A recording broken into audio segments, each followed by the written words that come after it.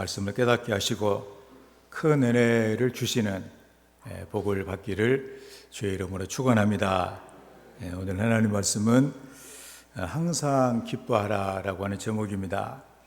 아마도 우리 성도들 중에 오늘 제목을 이렇게 보고서 의뢰 교회에서는 이 정도 이런 말씀이 많이 있으니까 이 정도로 생각하시는 분도 계실 것이고, 어떤 분들은 아무런 생각이 없이 그냥 항상 기뻐하라, 기뻐하는 것이 좋기는 하지 이 정도로 생각을 하시는 분도 계실지 모릅니다. 또 어떤 분들은 굉장히 마음의 부담을 갖고 전혀 내가 아무리 봐도 기뻐할 일이 없는 것 같은데 오늘 말씀이 어떻게 내게 들려질까 상당히 괴로운 마음으로 들으실 수 있는, 또 들어야 되어지는 그런 분도 아마 계실지도 모릅니다.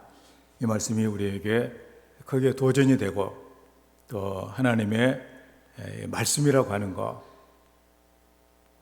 내가 별로 기쁘지 않는데 항상 이거 참 오늘 하나님의 은혜를 내가 간절히 구하자, 이런 마음을 가지면 아마 하나님도 아마 기뻐하실 것 같아요. 우리가 지난주 아마 하나님 말씀을 기억하고 계신 분이 몇 분이나 계신지 모르겠는데, 그 성숙한 신앙이라고 제가 말씀을 드렸거든요. 자기를 조주를 퍼붓고 그리고 돌을 집어던지고 자기에게 흙을 날리면서 영원히 망해버려라, 그렇게 하는 사람의 말을 이렇게 들으면서 저 소리는 하나님이 내게 주신 말씀이요, 내가 저 말씀을 내가 기쁜 마음으로 달게 받으면 하나님이 내 형편을 아마도 불쌍히 여겨 주셔서 좋게 해주실 거야, 실컷 해, 더 많이 해, 더 많이 할수록 나는 더 좋아, 이런 마음을 갖는 거. 그래서 우리 상대방의 우리가 인간관계 가운데서 이런 마음을 이렇게 갖는, 이게 바로 성숙한 신앙이라고 우리가 이렇게 다윗을 통해서 우리가 배웠거든요. 추상적인 아무도 세상에 일어나지 않는 그런 일이 아니라 우리 역사상에 이루어진 바로 훌륭한 신앙인의 모습. 가을에 모든 열매들이 맺혀져 있는데 우리도 열매가 맺는 그 가운데 하나도 오늘 항상 기뻐하는 것도 중요한 성숙의 열매라는 것을 우리가 깨닫게 되어집니다. 우리가 하나님 말씀을 들을 때 이 말씀은 나하고 상관이 없다, 나는 이 말씀은 내가 어디 거리를 둬야만 한다, 이렇게 생각하시는 분도 계실지 몰라요. 우리가 그 신명기를 보게 되면 이스라엘 사람들이 애굽에서 이렇게 종살이 하다가 나와가지고 그 광야 그 40년 이제 세월을 마치고 가나안 땅에 들어가기 전에 모세가 그 모압 평지에서 백성들을 다 모아놓고서 간절하게 마지막 설교를 하는 그런 내용이거든요. 명심해라, 이 말씀을 꼭 붙들어야 된다. 그러면서 뭐라고 이제 끝에만큼 기록이 되어 있냐 하면 신명기 30장 11절부터 14절까지 있는 그런 말씀이거든요. 그래서 내가 오늘 너희에게 전한 이 모든 명령은 이거 어려운 게 아니다. 이게 아주 그 머리가 나쁜 사람도 다 알 수 있는 그런 말씀이다. 그리고 우리가 행하지 못할 만큼 멀리 있는 것도 아니다. 그렇게 말하면서 하늘에 있다고 말하지 마라. 어떻게 하늘에서 내가 하늘까지 가가지고 이 말씀을 내가 가지고 오겠느냐. 또 바다 건너편에 있어가지고 무슨 수를 써가지고 그 말씀을 내가 지키겠느냐. 그렇게도 하지 말라. 그러면서 14절 말씀에 그것은 여러분에게 아주 가까이 있다. 그리고 언제든지 여러분의 입에 있고 마음이 있기 때문에 여러분들이 결단만 하면, 원하기만 하면 반드시 이것을 행할 수가 있는 말씀이다. 그런 얘기예요.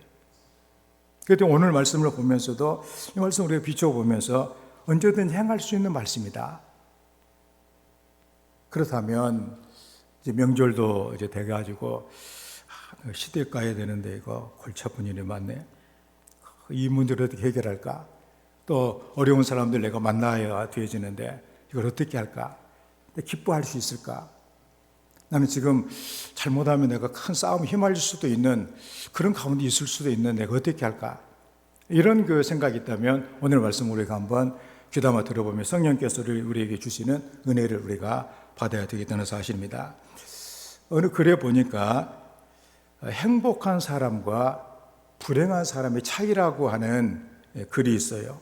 10가지가 이제 기록이 되어 있는데 한번 우리가 한번 이렇게 살펴보면, 첫째로 행복한 사람은 남을 위해 기도하고 불행한 사람은 자기만을 위해서 기도한다.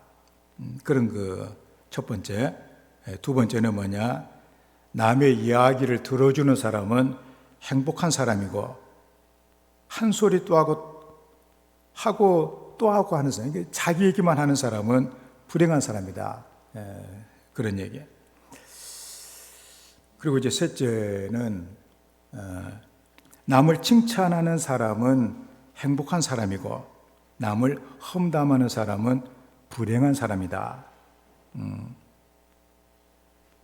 그 다음에 넷째는 일을 보람으로 아는 사람은 행복한 사람이고, 일을 의무로 아는 사람은 불행한 사람이다. 다음에 다섯 번째, 언제나 싱글벙글 웃는 사람은 행복한 사람이고, 늘 불평하고 투덜대는 사람은 불행한 사람이다. 여섯 번째, 평생 고마웠던 일만 마음에 두는 사람은 행복한 사람이고, 섭섭했던 일만 마음에 담는 사람은 불행한 사람이다. 일곱째가 궁금하죠? 일곱째는 뭘까? 마음까지 화장하는 사람은 행복한 사람이고, 얼굴만 화장하는 사람은 불행한 사람이다. 여덟째, 자신의 잘못을 곧바로 인정하는 사람은 행복한 사람이고, 잘못했다는 말을 절대로 하지 않는 사람은 불행한 사람이다. 아홉 번째, 좋아하는 사람이 많은 사람은 행복한 사람이고, 미워하는 사람이 많은 사람은 불행한 사람이다. 열 번째, 자신의 잘못을 뉘우치는 사람은 행복한 사람이고, 자기의 잘못을 모르는 사람은 불행한 사람이다. 10가지만 이렇게 있는데, 한번 여러분들이 자신을 한번 생각해 보면서 나는 행복에 가까운가, 아니면은 불행에 내가 발을 좀 많이 딛고 있지는 않는가, 이런 생각을 우리가 해볼 수가 있을 것 같습니다. 우리 성도들은 늘 난 행복하다, 난 행복하구나, 이렇게 여러분들 평가할 수 있는 이런 성도가 이렇게 되었으면 합니다. 서양 속담에 악마도 기뻐하고 있는 때는 천사와 같다, 그런 표현이 있습니다. 우리 가끔 독재자, 김정은이라든가 또 시진핑이라든가 또 옛날에 이런 독재자들이 있잖아요. 그 사람들이 웃고 있을 때, 기분 좋아서 막 웃고 있을 때 보면은, 아니 저 사람들이 저렇게 호사포로 사람을 왔더니 날려버리는 그 흉악한 사람이었던, 이런 생각을 할 때도 있잖아요. 저렇게 웃고 있는 사람, 천진난만하게 웃고 있는데 저 사람 속에 무슨 저런 엄청난 그런 악이 있었을까, 이런 생각을 할 때도 있다는 사실입니다. 하여튼 사람에게 있어서 하여튼 기뻐할 때, 기쁨으로 웃고 있을 때 가장 아름다운 모습인 것을 우리가 보게 됩니다. 그래서 우리가 아기들을 보면은 많이 웃거든요. 이게 클수록 그 웃음이 좀 줄어지는 것 같아요. 애들은 잠잘 때도 웃고 하는데, 나이가 들수록 이제 잠자면서 막 이를 갈기도 하고, 이런 일들이 일어나는 걸 봤을 때, 이게 클수록 더 기쁨이 더 많아져야 되는데 다른 길로 가고 있지 않은, 이런 생각이 들 때도 있다는 사실입니다. 그런데 하나님께서는 인간을 만들어 주셨을 때, 또 예수님께서 우리를 성도를 불러주셨을 때 우리가 기쁘게 살아가기를 원하셨고, 그걸 보기를 하나님이 간절히 원하고 계시다, 이 사실을 잊어서는 안 되겠다는 사실입니다. 그렇게 해서 우리가 데살로니가전서 5장 16절에 우리가 잘 아는 그 말씀 있잖아요. 항상 기뻐하라. 기뻐하는 이 모습이 바로 하나님께서 보시기를 원하시는, 예수님을 하나님이 나를 위해, 하나님이 내 죄를 대신해 돌아가신 것 모든 이후의 근본, 그건 바로 뭐냐? 내가 주님 안에서 기쁘게 살아가고 있는 그것을 하나님이 보시기를 원하신다는 것 아니에요? 내가 기뻐하고 살아갈 수 있다면 바로 하나님께서 원하시는 바로 그 내 모습이 된다는 사실입니다. 그리고 우리가 예수님이 내 안에 계신 확실한 증거는 뭐냐? 내가 기뻐하는 삶이다, 그런 얘기입니다. 그러니까 내가 예수님의 사람이라 확실한 증거는 뭐냐? 그 깃발이 뭐냐? 바로 내가 기뻐하는 내 삶의 모습이 그렇다, 그런 얘기입니다. 어느 그 가정 얘기인데, 그 가정이 아주 평생 절에만 다니는 그런 시어머니. 근데 그 집에 어떻게 예수를 믿는 며느리가 들어오게 됩니다. 근데 그 며느리가 너무도 잘해요. 다른 것은 마음에 꼭 드는데 교회 가는 것이 마음에 안 드는, 그것만 없으면 최고야죠. 시어머니 마음에 드는 그런 며느리. 그런데 그 며느리가 하도 그 시어머니한테 아주 잘해주니까, 우리 며느리를 보니까 예수를 믿는 것이 좋은 일인 모양이다. 이렇게 해가지고 며느리가 한번 교회 한번 가지 않겠냐고 그 교회를 따라 나왔다가 은혜를 받고서 예수를 믿게 됐습니다. 그래서 예수를 믿게 돼가지고 이제 기쁜 마음으로 주님을 다 섬기고 있는데, 어느 날 이렇게 목사님께서 그렇게 물어봤답니다. 아니, 그토록 오랫동안 그 절에 이렇게 다니면서 거의 정성을 다 드리고 있는데 어떻게 그 마음이 돌아서게 됐습니까? 그렇게 물어봤더니 그 시어머니가 하는 그 얘기가, 제가 절에 다녔을 때는 그 조용한 산에 있는 절의 그 분위기 때문에 내 마음이 평안했었는데, 교회에 와가지고 예수 그리스도를 내 마음에 영접을 하고 났더니 진정한 기쁨이 생겼습니다. 그렇게 얘기를 하더라는 거예요. 그러니까 우리가 신앙생활 하면서 분위기가 어때가지고 이런 문제가 아니라 예수님이 내 삶의 주인이 됐다. 나는 예수님이 내 삶을 주관하신다. 그래서 나는 주님께 내 삶을 맡겼다. 거기에서부터 오는 이 기쁨, 이게 바로 진짜 우리가 가져야 될 기쁨이다, 그런 말씀이죠. 그래서 오늘 본문의 말씀은 그 사도 바울이 로마 감옥에 갇혀 있을 때 쓴 편지입니다. 언제 죽을지도 모르는 그런 가운데 우리가 이 말씀을 들으면은 항상 기뻐해라. 내가 또 한국 얘기하니까 기뻐해라 그러니까 얼마나 사는 것이 좋았으면 저렇게 얘기를 할까 생각할지 모르지만, 그 로마의 감옥에 우리 그 감옥도 지금 감옥하고 옛날 그때 감옥은 전혀 달라요. 지금 감옥 우리도 이제 북부 이렇게 교도소 속초에도 하나 생겼는데 집으로 얼마나 잘 지어놨는지 몰라요. 그리고서 여기 기독교 연합회에서 떡 갖다 주고 명절 때 과일 사다 주고 그렇게 하거든요. 물론 그 부자유스럽기 때문에 힘들긴 하겠지만, 거기서 만약에 예를 들어서 코로나나 이렇게 발생해가지고 번지고 하면 난리가 날 거예요 아마.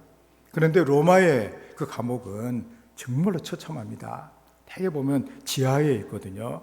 옛날 건물에다 돌로 지어져가지고 아주 곰팡이 냄새가 그냥 진동을 하고 아주 그 위생적으로도 아주 안 좋은 곳이에요. 거기에 지금 바울 사도가 갇혀 있는 거예요. 언제 죽을지도 몰라요. 그런 그 감옥에 있는 바울 사도가 감옥 밖에 있는 이런 그 성도들을 향하여서 그렇게 기뻐하라고, 주 안에서 항상 기뻐하라. 내가 다시 말하노니 기뻐하라. 그 다음에 현대 번역으로 보면 항상 주님 안에서 기뻐하십시오. 다시 한번 말합니다. 기뻐하십시오. 이 말은 바울 사도는 지금 로마 그 감옥 안에, 음침한 감옥 안에 있지만 기뻐하고 있다, 그런 얘기입니다. 어떤 상황이 온다고 할지라도 나는 여전히 기뻐하겠습니다. 그런 거 선포예요. 나는 아주 기쁩니다, 나는. 그 때문에 사도 바울의 기쁨을 빼앗아갈 것은 세상에 아무것도 없다, 그런 얘기죠. 참으로 우리 성도님들, 그리스도 안에 이런 은혜가 있다. 여러분, 힘들고 어려운 그런 상황이고 미래가 불투명 가운데 여러 가지 근심 걱정이 떠나지 않는 그런 가운데 그리스도 안에서 이런 기쁨이 있다면 하나님께 여러분들 한번 그 기쁨을 구해 볼, 나도 이런 삶을 살아가고 싶은 이런 열정이 오늘 성령께서 여러분의 마음에 심어 되지 않겠냐, 그 마음을 갖고 살아가는 성도가 되지 않겠냐, 이런 마음을 갖게 됩니다. 오늘 바울 사도가 어떻게 주님의 기쁨을 그가 받고 그 죽을 때까지 계속해서 이 기쁨을 유지할 수 있는, 항상 기뻐할 수 있는 그런 그 삶이 되었는가 하는 것들을 보면서 우리도 이런 교훈을 받고 은혜를 받는 성도가 되어야 되겠다, 그런 얘기입니다. 그 첫째로 그렇게 하기 위해서는 주님의 마음을 가져야 된다고 하는 거. 2절의 말씀 보니까 내가 요디아를 권하고 순두개를 권하노니 주 안에서 같은 마음을 품으라. 현대 번역은 이제 나는 주님 안에서 사랑하는 두 여인 요디아와 순두개에게 간청합니다. 모쪼록 주님 안에서 한 마음이 되어 더 이상 싸우지 말고 다시 친구가 되십시오. 그렇게 했습니다. 아마도 빌립보 이 교회에 유력한 두 여인이 있었던 것 같아요.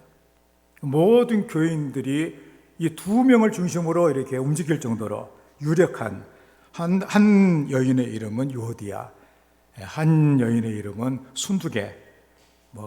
무슨 회장이 됐는지는 몰라도, 그런데 이 두 사람이 주님의 교회를 섬기는 일로 상당한 갈등이 있었던 것 같아요. 그 교회는 평안해야 되어지는데 두 사람이 맨날 유력한 사람이 만나면 으르렁거려 싸우고 있으니까 아주 그 사람 성도들이 교회 와서 막 기쁨이 없어지고, 야, 이거 뭐 어떻게 되겠냐, 이거 교회가 왜 이렇게도 시끄럽냐, 이런 마음이 막 들어진다는 얘기예요.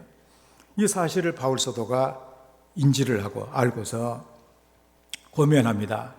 그런 가운데 우리가 빌립보서 2장 3절 4절 이렇게 말씀 보면 그런 부탁을 했거든요.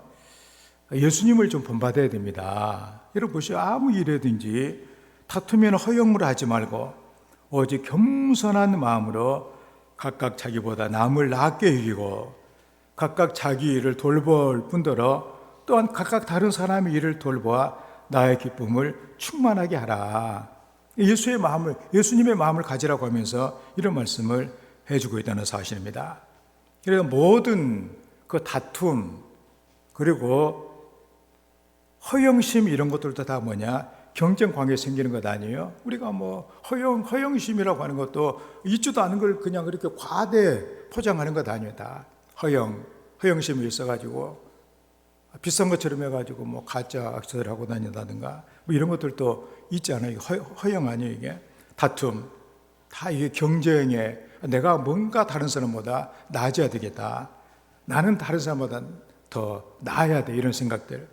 그 경쟁을 하다 보면 당연히 뭐 다투는 것이죠. 우리가 뭐 옛날 학교 다닐 때도 늘 2등짜리는 1등한테 1등짜리를 빼앗기고서 가끔 그래서는 안 되겠지만 사라지면 안 될까, 이런 생각이 갈 정도로 뭔가 경쟁하다 보니까 이런 갈등이 생겨나게 되더라는 사실입니다.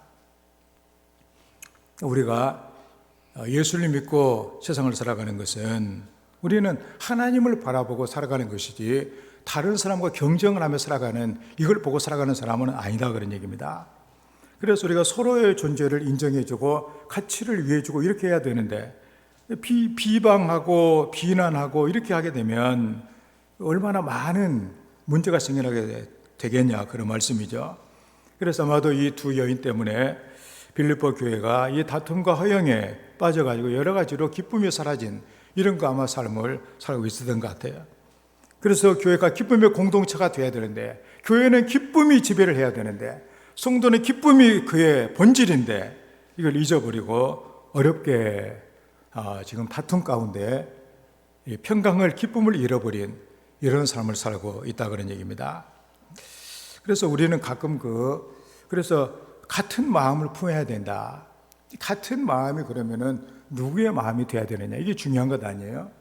예를 들어서 여러분들이 이제 우리 성도를 얘기하면 좀 그런 것 같고, 하여튼 그 명절이 돼가지고 이제 집에 이렇게 와가지고 남편이 그런 얘기를 합니다.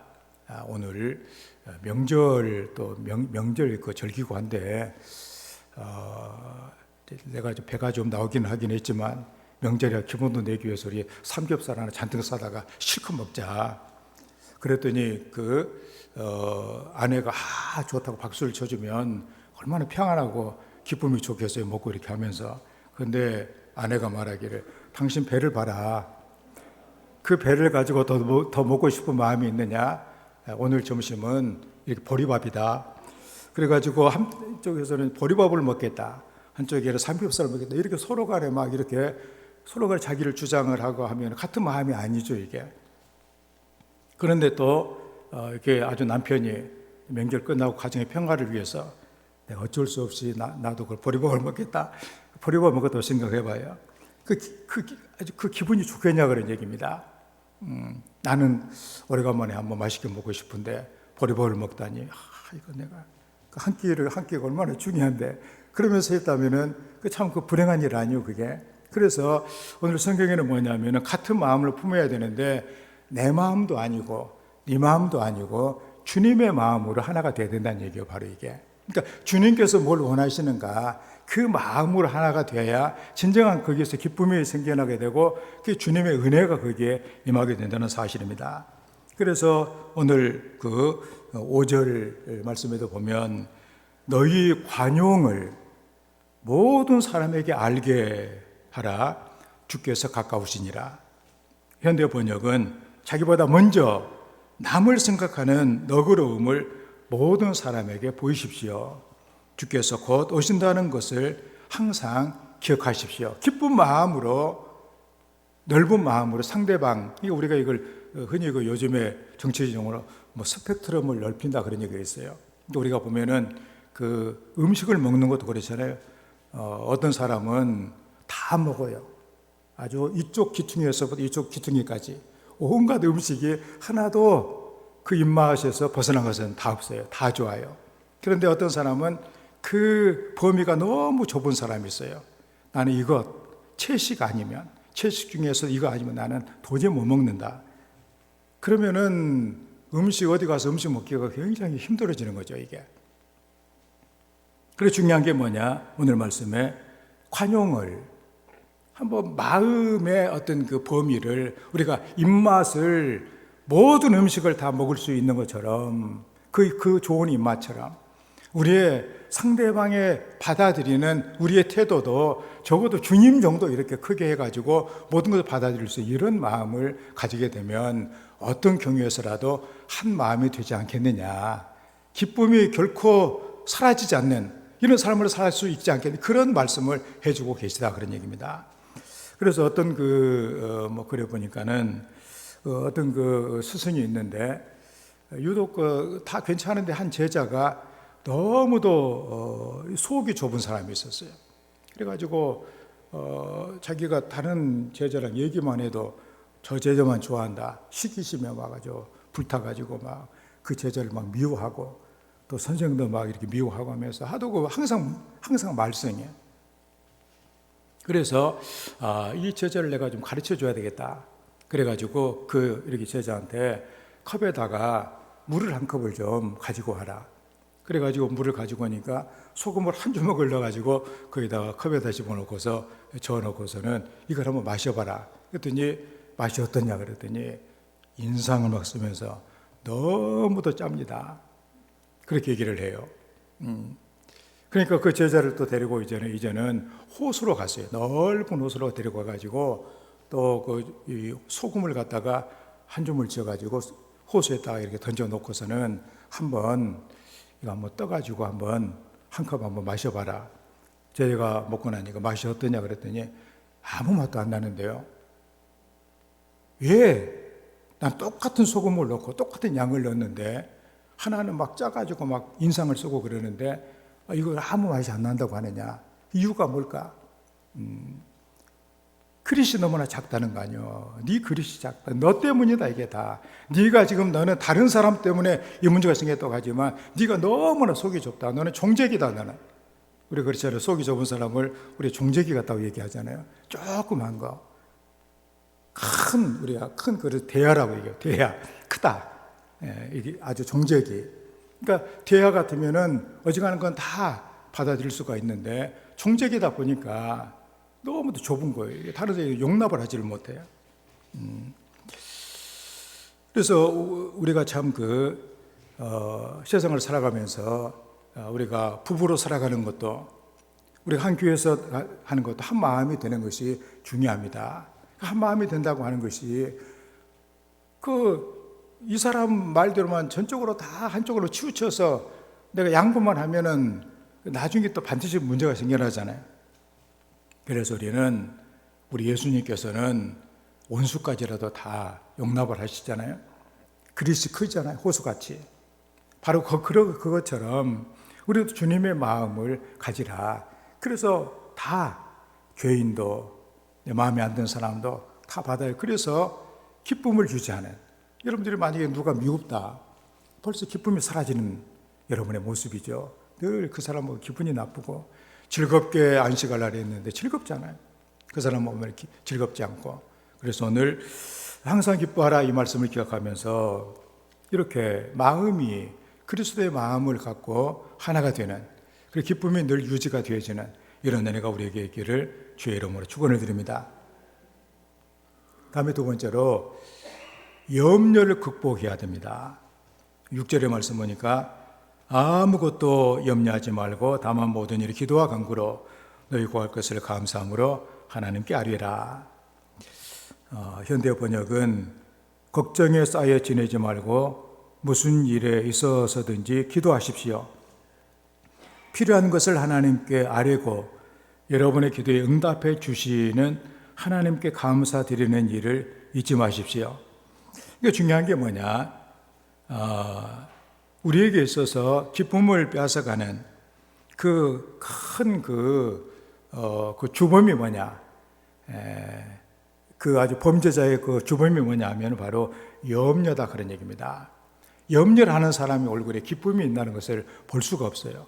염려하는 것은 주님의 뜻도 아니에요. 왜냐하면 네가 염려함으로 머리털 한 올이라도 희게나 검게 할 수가 있느냐, 그렇게 말씀을 하시기 때문에. 그래서 그 서양 속담에 사람이 죽으면 벌레가 먹고 살아있는 나는 염려가 먹는다, 이런 말이 있습니다. 염려는 살아있는 나를 좀먹는다, 그런 얘기예요. 이게 내 인생을 망친다, 그런 얘기죠. 이게 그래서 염려라는 말의 본래 뜻이 뭐냐면은 목을 졸라 죽인다, 질식시킨다, 그런 의미가 있습니다. 우리가 어업만 가지고도 염려가 참 이게 사람을 죽이는 거구나. 이게 육신의 병을 만들기도 하고 우리 마음을 피폐하게 만들고 영혼을 상하게 하는 그런 일이다, 그런 얘기예요. 어떻게 해결을 할 것인가? 이게 여러분 마음이죠. 마음. 우리가 한 마음이 되고 기쁜 마음이 돼야 되는데 그 마음은 내 마음대로 안 돼요. 그래서 뭐라고 그랬어요? 하나님께 기도해라. 하나님의 그 절대적인 능력과 하나님을 신뢰하는 그 마음으로 하나님께 기도하면 하나님이 내 마음을 움직여 주신다, 그런 얘기 아니에요? 그래서 바울은 기도하라고 말씀을 합니다. 우리가 믿음을 가지고 기도할 때 하나님의 평강이 예수님 안에서 내 마음과 생각을 바꿔주신다, 그런 얘기입니다. 그러니까 우리가 여기에 차이가 나요. 우리가 불교 같은 데서는 깊은 산속에 들어가서 조용한 곳에서 굴속에 들어가가지고 깊이 있게 자기를 막 이렇게 학대를 하면서 욕심을 막 억지로 막 내리누르면서 묵상하면서 하게 되면 아마도 사라질 거다 생각을 그렇게 해가지고 몇십 년 하지만 그거 안 되잖아요. 그건 사람은 안 되는 일이에요. 그렇지만 하나님께서는 우리의 생각과 마음을 바꿔주신다는 얘기입니다. 그게 중요한 거죠. 그게 그전에는 큰 문제였는데 하나님이 내 마음을 만져주시면 그게 이제는 그렇게 큰 문제가 되지 않는다는 사실입니다. 이 염려는 뭐냐? 심리적인 거예요, 이게. 그래서 어떤 사람은 별것도 아닌데 어떤 사람은 그걸 갖다가 크게 생각하게 된다는 사실이죠, 이게. 마음의 문제고 생각의 문제다, 그런 얘기입니다. 그래서 이런 이 사실을 우리가 이렇게 생각하면서 이 심리적인 우리의 마음과 생각, 이걸 내가 관리를 하겠어요? 우리가 뭐 수양을 해가지고 가능한 일입니까, 이게? 그래서 사람들이 하는 얘기가 본성은 안 바뀐다는 얘기까지 나올 정도로 어떤 사람이 술 때문에 인생에 너무나 힘들어가지고 아랍 같은 이런 나라가 3년 동안 술을 안 먹고 지냈는데 또 술이 돌아오다 보니까 한 달도 못 가가지고 또 알코올 중독이 돼가지고 또 심각한 문제를 야기한다고. 이게 바로 인생이다, 그런 얘기입니다. 하나님의 평강이 내 마음을 주장해야 됩니다. 하나님이 떠나게 되면 늘 우리는 염려하고 근심합니다. 우리는 지난 주일에 다윗을 봤잖아요. 다윗, 한 나라의 위대한 그 왕이었고 화려한 왕궁에서 용모로 다른 사람이 부러워하는 모든 주변의 나라에 조공을 바치고 대단한 왕이었는데 생각하기도 싫은 아들이 나쁜 신하들과 결탁해가지고 아버지를 잡아 죽이겠다고 반란 일으켜가지고 떠나가는 그 심정, 얼마나 얼마나 즐겁지 않는, 얼마나 괴로운 그런 인생이에요. 그렇지만 다윗이 훌륭한 것이 뭐예요? 그런 가운데서라도 하나님을 붙들었다는 사실 아닙니까? 하나님을 믿었다, 그런 얘기입니다. 하나님의 주권을 인정해. 하나님은 살아계시고 내 선한 목자시다. 그런 가운데서 남이 날 돌을 던지면서 이 형편없는 나쁜 놈아 막 하면서 돌을 던지고 먼지 날리고 해도 하나님은 나의 목자가 되시니 선하신 하나님께서 내 삶을 책임을 져주신다는 이 마음을 갖고 있었다는 사실 아니에요? 그리고 자기는 그런 가운데 자기 그 감정에 따라 행동하지 않냐고 하나님의 말씀을 따라 하나님의 법을 끝까지 따랐다는 거. 그리고 더 심하게 그걸 흔들려고 하는 그런 가운데서 끝까지 하나님의 원하신 길을 어긋나지 않았다. 그게 바로 성숙한 신앙의 모습이다. 바로 오늘 말씀도 그런 얘기예요. 하나님께서 하나님이 하시면 하신다. 하나님께 기도하는, 하나님께 내 삶을 맡겨드리는. 그래서 베드로전서 5장 7절 말씀에 너희 염려를 다 주께 맡기라. 그가 너희를 돌봐주신다. 하나님이 돌봐주신다. 그러니까 뭐냐면 우리가 염려하고 그래서 기쁨에 사라지고 그런 가운데서라도 하나님, 내 인생은 예수를 믿어서 이미 나는 주님의 것이 됐다. 주님이 나를 온전히 주장하실 수 있도록 난 주님께 맡겼다. 그런 가운데서 우리는 다윗처럼 그냥 믿음으로 하나님을 믿고 나가는 거예요. 그랬을 때 오늘 그 현대 번역은 더 아주 확실하게 우리에게 의미를 전달해 준 것 같습니다. 여러분의 모든 근심 걱정을 하나님께 맡기십시오. 늘 여러분의 생각으로 가득 차 있는 하나님께서 여러분에게 일어나는 일을 일일이 보살펴 주실 것입니다. 하나님의 생각이 뭐라고 그랬어요? 오늘 이 번역으로 보면 우리들의 생각으로 하나님의 생각이 가득 차 있다, 그런 얘기예요. 하나님이 지금도 내 삶을 어떻게 복되게 만들어 줄까를 하나님 머릿속에 가득 차 있다 그래. 나는 뭐 세상에 돈 벌 생각이 나는 있고 여러 가지 인간 이런 문제로 내가 있지만 하나님은 나에 대해서 오로지 내 생각으로 가득 차 있어가지고 그래서 우리의 일어나는 일들을 일일이 보살펴 주신다. 하나님께 맡기라, 그런 얘기예요.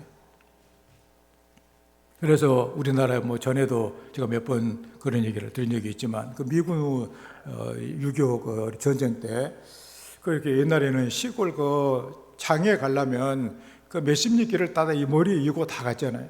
그 할머니들이 막 장에 가는데 머리 이고가 우리 미군이 이제 지나가다 보니까 그 할머니 그렇게 하고 있어요. 먼지 막 나고 하는데 언덕길을 올라가고 있어가지고 안 돼가지고 할머니들 빨리 차에 타시라고 차에 태워가지고 장까지 이제 데려다 준다고 했는데 그 할머니들이 그 차에 올라가고서도 짐을 계속 이고 있는 거예요.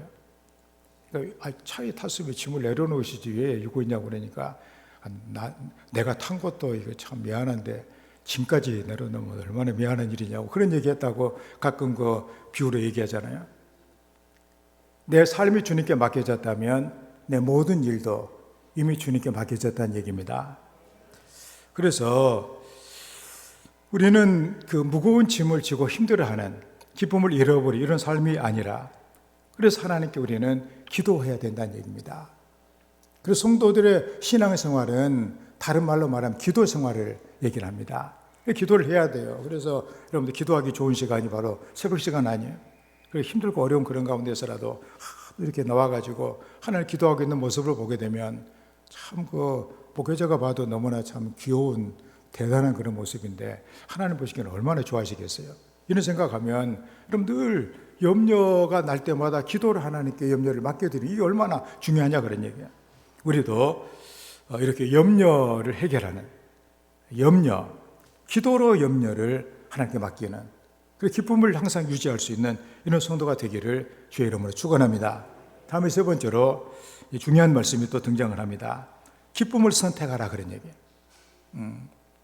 이것은 누가 해줘? 하나님의 은혜라고 하는 것이죠 이게. 그래서 4절에 주 안에서 항상 기뻐하라. 내가 다시 말하노니 기뻐하라. 이 기뻐하라는 여기에 있는 말은 뭐냐? 습관적인 기쁨, 지속적인 기쁨을 얘기를 합니다. 세상에 우리가 누리는 기쁨은 잠시예요. 뭐 먹을 때 이거 맛있어 기분 좋다. 가끔 저는 그 애들 저도 이제 손자가 있어가지고 지금 갓난애 아니에요. 늘 좋아하다가 금방 울고 난리하죠. 그러다 금방 좋아졌다가 또 금방 울고 난리고. 그걸 보면서 인생이라고 하는 것이 저런 것 같구나 이게. 금방 좋아하다 금방 웃고 그러다 금방 울고 난리예요. 그 인생도 보면은 늘 이렇게 좋은 삶을 살아가야 되어지는데 금방 또 어떤 일을 닥쳐가지고 뭔가 기분이 안 좋으니까 그럴 거다요. 웃고 막 이렇게 있다가 금방 뭔가 기분 나쁜 일이 생겼어요. 그럼 울고 또 이렇게 울고 막 이렇게 하는 것이죠. 우리도 마찬가지죠. 기분 좀 좋으려고 하는데 누가 이상한 기분 나쁜 소리를 해요. 예를 들어서 뭐 부부가 있어가지고 기분 좋게 지금 막 이렇게 먹고 지금 기분 좋게 지금 하고 있는데 괜히 그거 뭐 이렇게 얘기가 연속극 보다가 뭐 시댁 뭐 이런 얘기 나오다가 그러니까 뭐 당신 아버지랑 똑같다고 이런 얘기를 한번 얘기했는데 그것이 또 화근이 돼가지고 금방 기분이 나빠져가지고 이제 둘이 도저히 못 살겠다고 싸움을 하고 이런 경우도 생겨날 수도 있는 것 아니에요 이게.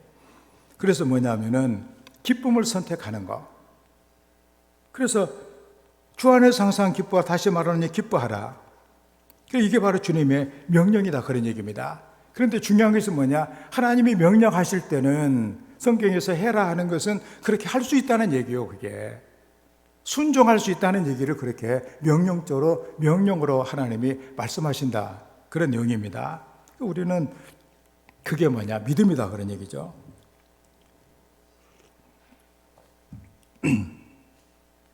이런 얘기가 있습니다. 미국에서 오랫동안 50년이 넘게 목회하신 82살이 된 목사님이 계셨어요. 그 목사님이 이게 간증입니다. 뭐 82세면은 거의 말년 아니에요, 그냥. 근데 그때 하필이면 피부암에 걸리셨다고 그래요.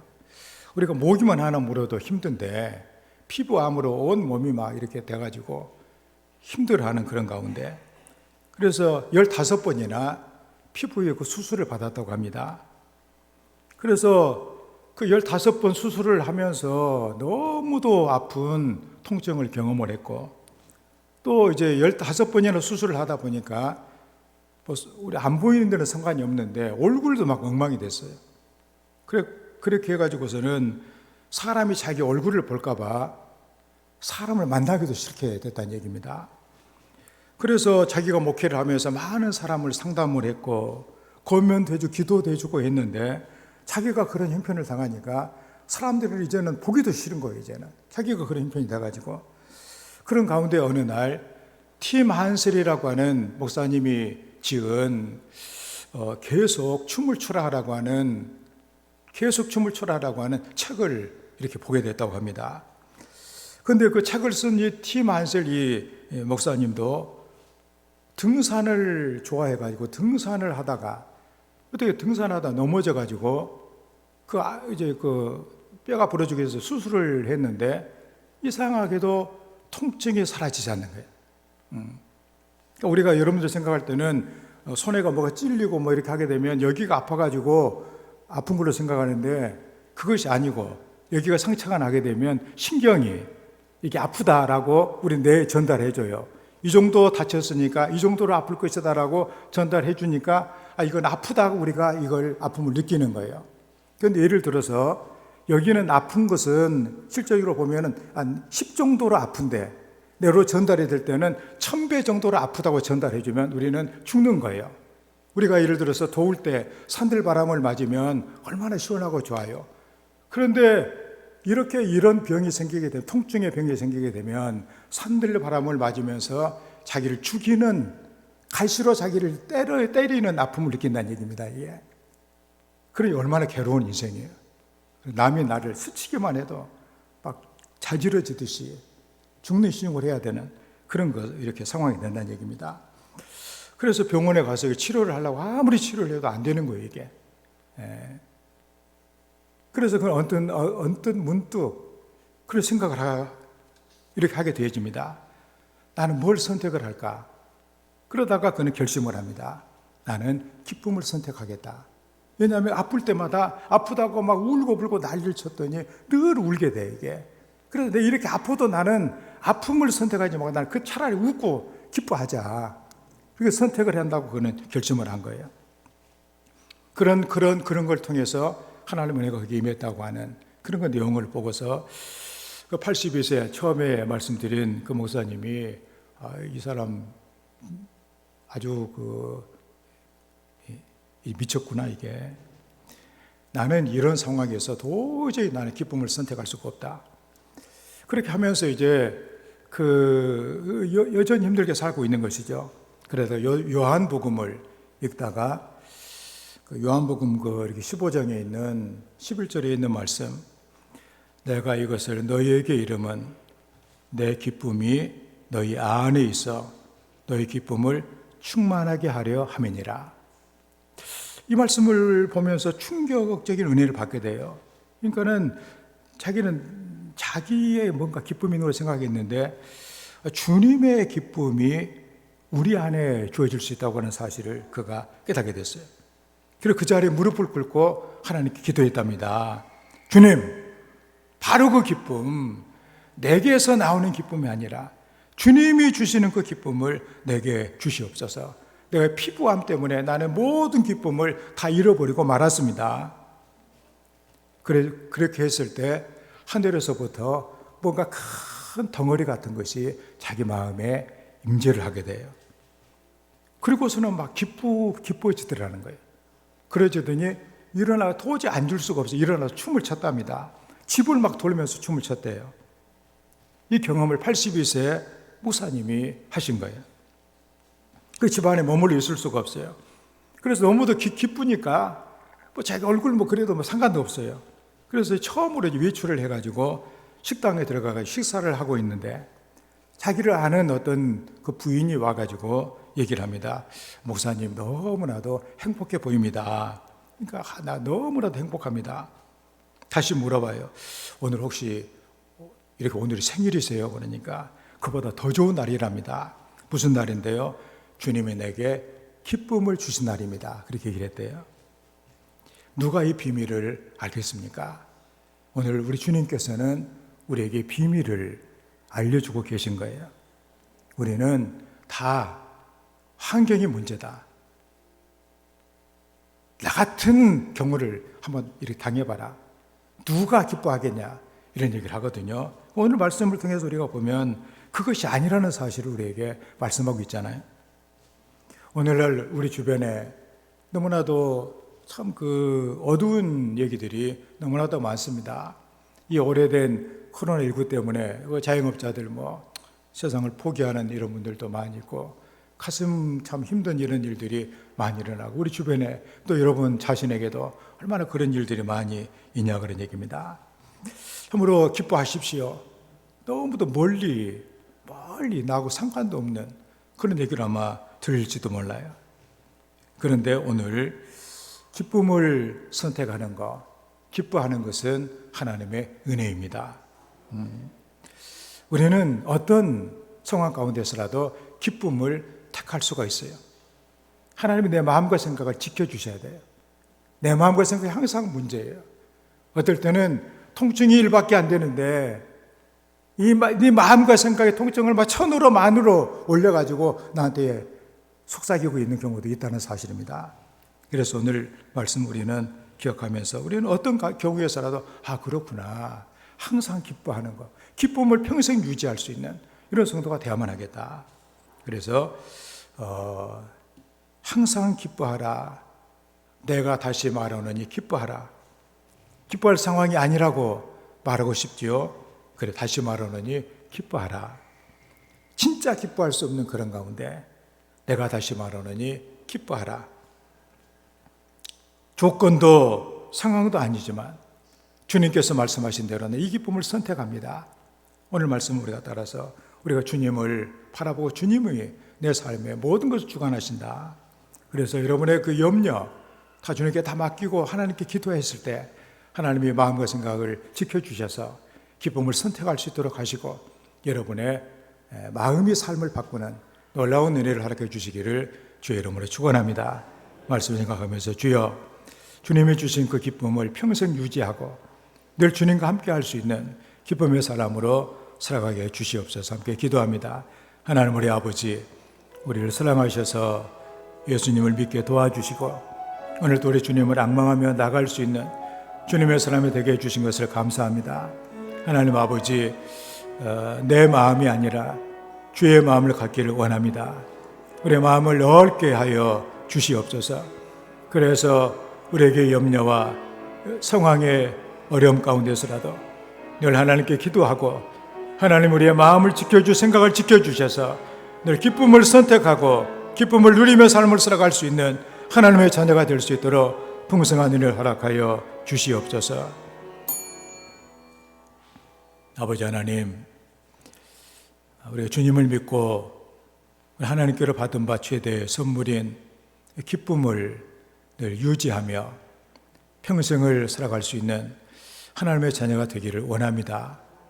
아버지 하나님이여, 우리가 이미 주님을 내 주인으로 영접을 했는데 우리 주님께 내 삶의 모든 것을 다 맡기게 도와주셔서 선한 목자 되신 주님께서 내 삶을 바르게 인도하실 것이기에 내 삶의 여러 가지 염려와 근심과 걱정들 우리 주님께 다 맡기고 기도하게 도와주셔서 우리 주님이